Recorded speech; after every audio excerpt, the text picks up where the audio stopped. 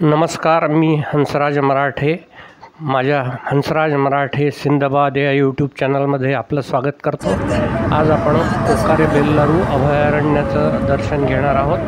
तर हे कोकारे बेल्लारू जे गाव आहे ते म्हैसूर बंगलोर महामार्गावरती बंगलोरपासून 110 किलोमीटर अंतरावरती आहे आणि हे मद्दूर आणि मंड्या याच्या जवळ आहे.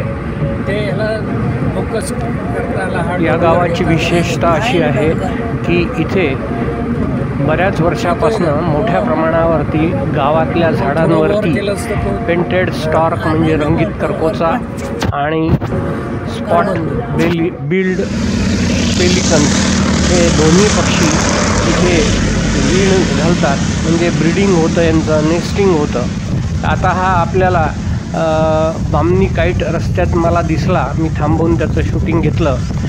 तर पुढे आता मी कोकारे बेल्लारू या खेड्यामध्ये पोचलो आहे. तर पोचल्यासमोर आपण बघू शकता की हे एक मोठं झाड आहे आणि याच्यावरती पेंटेड स्टारची कॉलनी आहे. इथे हे घरटी करतात आहेत. आता सध्या फेब्रुवारीची ही 14 तारीख आहे. तर ऑलरेडी इथे पेलिकन्स जे आहेत त्या पेलिकन्सचं ब्रीडिंग संपलेलं आहे. त्यांची घरटी आहेत, त्यांचे छोटे छोटे बच्चे आहेत आणि आता ते पिल्लं जी आहेत ती मोठी होतात आहेत. तर वादळ वारा जेव्हा येतं तेव्हा ती पिल्लं त्या याच्यातनं पडतात, घरट्यातनं खाली पडतात. तर ती खाली पडून मरू नयेत म्हणून फॉरेस्टचे लोक, तुम्ही बघू शकता खाली त्यांनी जाळ्या लावलेल्या आहेत. त्या जाळीमध्ये ते पडल्यानंतर तिथे फॉरेस्टचं हा जो पांढरा शर्ट घातलेला माणूस आहे तो आहे मिस्टर लोकेश. हा हे सगळं रेस्क्यू सेंटर पाहतो. तर ते लोक अशी जी पडलेली पिल्लं आहेत ती पिल्लं उचलून त्या रेस्क्यू सेंटरला नेतात आणि त्यांचं संगोपन करून ती वर्षाची झाली, स्वयंभू झाली की त्यांना परत सोडून देतात. तर आता हे सगळ्या तुम्ही हे पेंटेड हे स्पॉट बिल्ड पेलिकन्सची कॉलनी आहे एक. इथे अनेक घरटी आहेत या झाडांवरती. तर हे गाव जे आहे ते शिमसा नदीच्या पश्चिमेस 800 मीटर अंतरावर वसलेलं आहे. गावाच्या परिसरातील अनेक मोठ्या तलावांच्या रूपात मोठे जलसाठे आहेत, जसे की वेल्लूर केरे, केरे म्हणजे टाकी, मद्दूर केरे, सोलो केरे, जे पेलिकन आणि इतर पक्ष्यांच्या खायची सोय करतात. त्यांची जी अन्नाची गरज आहे ती भागवली जाते. कोकारे बेल्लूर येथील गावाच्या परिसरात वडा, पिंपळाची आणि चिंचेची भरपूर झाडं आहेत की ज्याच्यावरती हे घरटी करतात. इथे विस्तीर्ण शेती आहे जिथे प्रमुख पीक ऊस आहे आणि पक्ष्यांच्या स्थलांतरांच्या हंगामात ठिपकेदार पेलिकन आणि रंगवलेले करकोचे मोठ्या वसाहती घरटे बांधताना दिसतात. बहुतेक चिंचेच्या झाडांमध्ये हे पक्षी घरटी करतात. आता हा एक पेलिकन एका झाडावरनं उडून दुसरीकडे जाताना आपल्याला दिसतोय. कोकारे बेल्लारूची व्युत्पत्ती अशी आहे की जे पेंटेड स्टॉर्क आहेत त्यांना कन्नड भाषेमध्ये कोकारे म्हणतात आणि त्यांची इथे मोठ्या प्रमाणावर वस्ती असल्यामुळे त्या गावाचं नाव कोकारे बेल्लूर झालेलं आहे. तर कोकारे बेल्लूर पक्षी अभयारण्य जे भारतातील कर्नाटकातील मांड्या जिल्ह्यातील मद्दूर तालुक्यातील एक गाव आहे. या गावाचं नाव रंगवलेल्या करकोच्याच्या जातीच्या नावावरनं ठेवलं गेलेलं आहे. तर हा पक्षी दरवर्षी येथे मोठ्या संख्येने घरटी बांधतो. गाव म्हैसूर आणि बंगलोर शहराच्या दरम्यान मद्दूरजवळ आहे, त्याच्यामुळे इथे मोठ्या प्रमाणावरती पर्यटक येतात. आणि यांनी रेस्क्यू सेंटर जे इथे उघडलेलं आहे त्या रेस्क्यू सेंटरला मिस्टर लोकेश म्हणून जे गृहस्थ आहेत ते ह्या सगळ्या रेस्क्यूड पक्ष्यांकडे आणि इतर ॲक्टिव्हिटीजकडे लक्ष ठेवतात. मी जसा गावात प्रवेश केला तर गावात प्रवेश केल्या ते माझ्याजवळ आले आणि माझी विचारपूस केली. मी कुठून आलो आहे, काय आलो आहे, कोण आहे. अशा प्रकारे ते जी लोक बाहेरनंही येतात त्यांची पण विचारपूस करून ते सजग असतात. किंवा काही लोक शिकारी असतात, काही पक्ष्यांची अंडी पळवणारी असतात. तर अशा प्रकारे ह्या लोकांचं लक्ष असतं आणि गावकरी पण या सगळ्या गोष्टीमध्ये मदत करतात.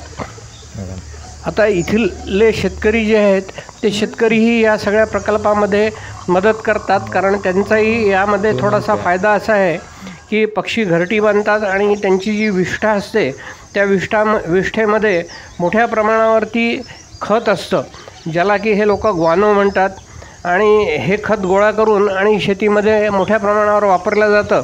पक्षी निरीक्षणासाठी गावात जे लोक येतात त्यालाही प्रोत्साहन इथे दिलं जातं. त्याच्यामुळे काय होतं की रोजगार नवीन निर्माण होतो. आणि आता हे मी रेस्क्यू सेंटरमध्ये आलेलो आहे आणि रेस्क्यू सेंटरमध्ये ही जी सगळी व्यवस्था आहे की जाळीचे पिंजरे ठेवलेले आहेत, त्याच्यामध्ये त्यांचं संरक्षण केलं जातं ती मोठी होईपर्यंत. आता इथे स्पॉट बिल्ड पेलिकन्सचे बच्चे आहेत, त्याच्यानंतर पेंटेड स्टॉर्कचे रंगीत करकोच्याचे बच्चे आहेत. तर ह्या सगळ्या रेस्क्यूड बर्ड्सची काळजी हा लोकेश घेतो. तर त्याचा मी इंटरव्ह्यू घेतला आहे. पुढे तो काय म्हणतो ते आपण ऐकूया.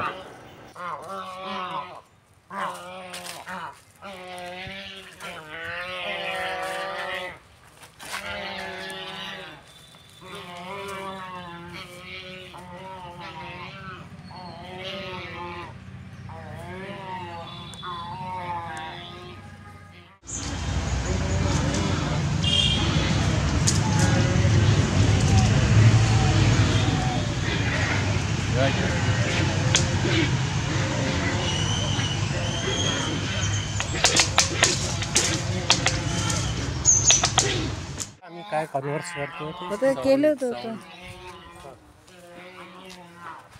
ओके बर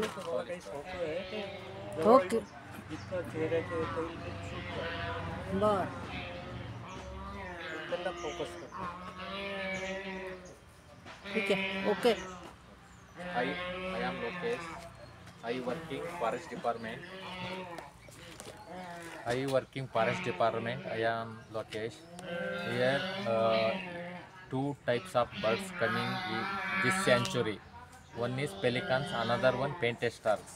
All both from Siberia. Here, only thinking breeding. Here, breeding come inside village. Human being living. Birds also there nesting. Reason here more villager care to birds. Another one, food availability in village surround good. And here climate normal.